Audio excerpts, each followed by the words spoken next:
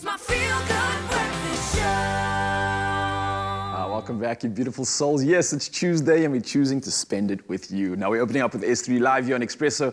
And after finding out about his passion for music in his late teens, R&B, soul and pop singer, songwriter Darryn Govender quickly rose to the top. Now, he's only 24 years old, but he's recently released his second ever single called Face Like Home. And right now, we are blessed enough to have him joining us in the Expresso studio to share more about this budding and exciting career. Darryn Govender in the building. Welcome, my man. Hi, guys. Wow. Good Thank you so much morning. for having me. This is like so surreal. It's if Darryn Govender was the first, it would be me right now. So yeah, thanks love for having that. me. I'm going to speak about it. Let me tell you a funny story. Yeah? December, I was emceeing at a wedding, and he was a surprise entertainment for the wedding. And I made a joke, as MCs do, and I was like, do you know I work for Expresso Morning Show? You should come on the show. And, you know, just hyping up the crowd. And I said, you know what? You have such a unique voice. People need to hear you. 6 months later, here you're sitting. Obviously, it didn't take you 6 months to get to this couch. It took you a long year, 24 years old. It was just your birthday. Tell us a bit more about your musical journey and your career. Well, as he touched on, I'm sort of a late bloomer when it comes to music. I picked up guitar when I was about 17, 18 years old. And then I always wanted, or the reason I picked up guitar was because I always wanted something that could accompany me wherever I was, not something that I had to plug in or, you know, when load shedding kicks in, you can't do it. So the fact that the guitar, acoustic guitar specifically, is so, it stands alone like that, it really drew me to it. And then through that, I grew into it. I grew into singing because I also didn't even really sing growing up.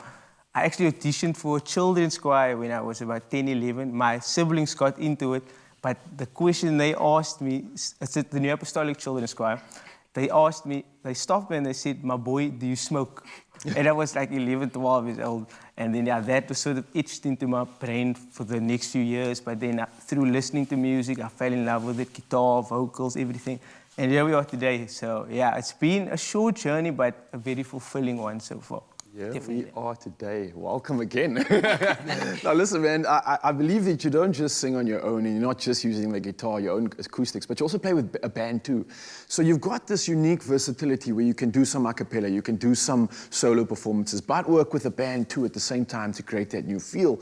Why do you think that's important for you? And especially in terms of the versatility, in this day and age when it comes to music, why is that? Why is that something you're pursuing, Ewan? Well, the goal of my music, I'd say, is to reach as many ears as possible. So if an opportunity arises where they need an intimate acoustic jam vibe, I want to be able to do the job. If they need a full, like, showstopper band arrangement type of thing, I also want to be ready for that. And it's different types of performances, and does different things for crowds. So to be able to have that variety of performance, I think, especially now in this time where work is a bit, especially live music, is quite rare, but you want to be ready for any opportunity so that you can reach the most amount of people possible. I love that. You're looking for a jazz, let's get Darryn. Looking for a cappella, Darryn. Let's get Darryn. Looking for acoustic, Darryn. Let's speak about that, how important that is, because I mean, I've seen you work with people like Chad Simon, you know, Cohen, always being the backup singer. And this year you said, you know, I'm stepping into my own, I'm releasing new music. Your second single just debuted on Friday. Tell us about that, why it was so important for you to create it right now. Well, with the times we are in now, with the pandemic, musicians and performances have had to relocate mostly online. To the global market with online releases.